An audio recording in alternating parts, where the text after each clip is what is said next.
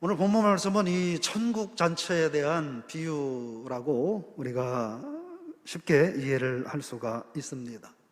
그런데 오늘 말씀할 때 생각을 해볼 것은 첫째로 이 천국 잔치를 초대를 거부하는 사람들이 있다 하는 것입니다. 첫 번째로 이 초대를 거부한 사람들은 누구냐? 바로 유대인들이다, 이런 말을 하고 있는 겁니다. 유대인들이 하나님의 말씀을 거역하여 그래서 하나님이 그들을 통해서 구원의 역사를 이루시는 것이 아니라 그 대상들을 더 다른 이들에게 확장했다, 이런 의미로 보시면 됩니다. 근데 오늘 말씀에 사람들이 거절을 합니다. 그런데 거절하는 이유들이 다 있습니다. 합당한 이유들이 있습니다. 첫 번째로 거절한 것은 밭을 샀기 때문에 그것을 보러 가야 한다라는 말입니다. 두 번째에 거절이 있습니다. 한 사람이 말하되 나는 소 5겨리를 샀으며 시험하러 가니 이해해달라라고 말합니다. 세 번째는 결혼을 했다는 것입니다. 오늘 20절 말씀에서 하나님께서 이렇게 말씀하십니다. 읽어볼까요? 또 한 사람은 이르되 나는 장가 들었으니 그러므로 가지 못하겠노라 하는지라. 여러분, 우리가 생각해 볼 때 이 세 부류의 사람들이 하는 거부는 또는 핑계는 사실은 정당한 것입니다. 그리고 상당히 합리적인 이유도 있습니다. 타당성도 있습니다. 그런데 하나님께서는 그러나 그럼에도 불구하고 그러한 이유들 때문에 하나님을 만나는 것, 하나님 나라에 들어가야 하는, 갈 수 있는 문제들을 외면하거나 거부해서는 안 된다. 하나님이 원하지 않는다. 원하지 않을 뿐만 아니라 하나님은 그렇게 거부하는 자들에게 진노한다 라고 말씀을 하는 거죠. 그래서 24절에서 읽어보겠습니다. 내가 너희에게 말하노니 전에 청하였던 그 사람은 하나도 내 잔치를 맛보지 못하리라 하였다 하시니라. 무슨 얘기일까요?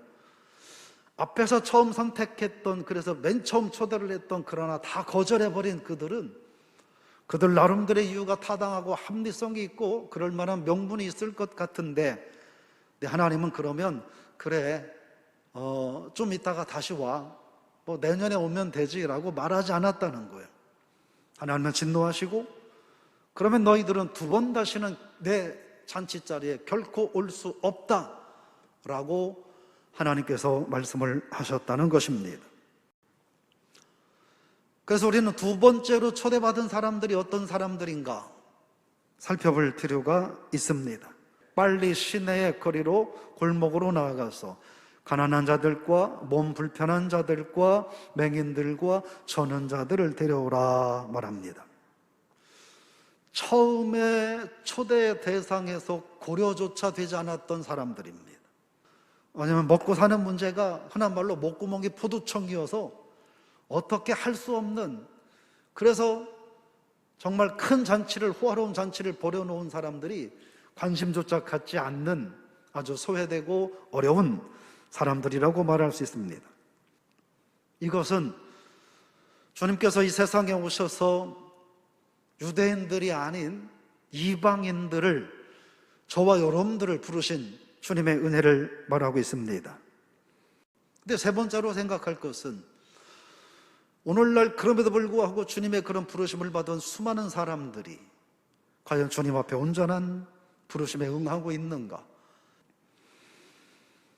핑계는 어쩔 수 없는 것일 수도 있지만 그러나 신앙적으로 생각해 보면 그 이면에는 하나님의 거룩한 자녀답게 살 수 없도록 방해하는 영적인 방해 세력들이 만들어낸 산물이라고 볼 수 있습니다. 사단은 하나님의 자녀들이 어떻게든 하나님과 멀어지도록 모든 방법을 동원하여 사용하겠다고 하는 것입니다.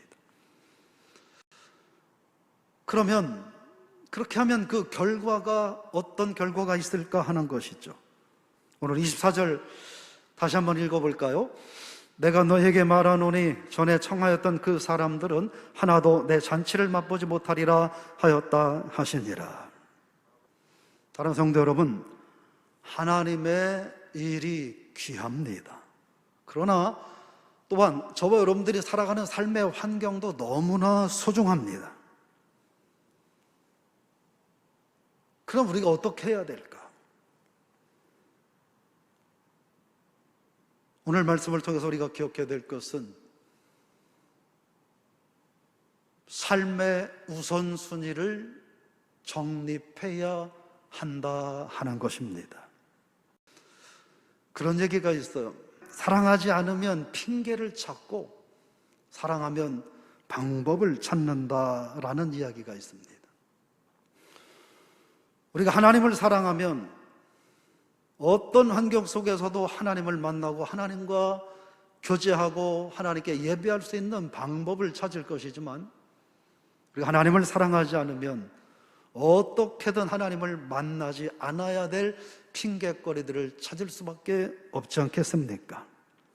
어떤 이유든지 어떤 환경이든지 우리가 하나님 앞에서 상식적으로 합리적으로 생각할 때 그럴 수 있겠다 싶은 일들이라 할지라도, 그러나 우리가 그것들로 핑계를 삼지 않고 하나님 앞에 믿음의 고백을 할 수 있는, 그래서 우리가 핑계보다는 하나님 앞에 고백과 감사를 드리며 이 코로나 시대를 헤쳐나갈 수 있는 그런 모든 성도님들이 다 되시기를 주의 이름으로 축원합니다.